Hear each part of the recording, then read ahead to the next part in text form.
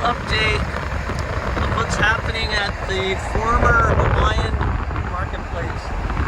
This is Boulevard BLVD shopping complex. That's where the new Tillman Fertitta place is going to be. Resort casino experience. Anyway, this is BLVD. Sorry it's not smoother.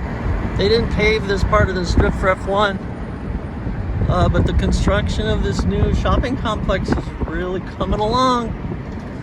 What up, Olive Garden and Brewdog? Brewdog's still open. Amazing.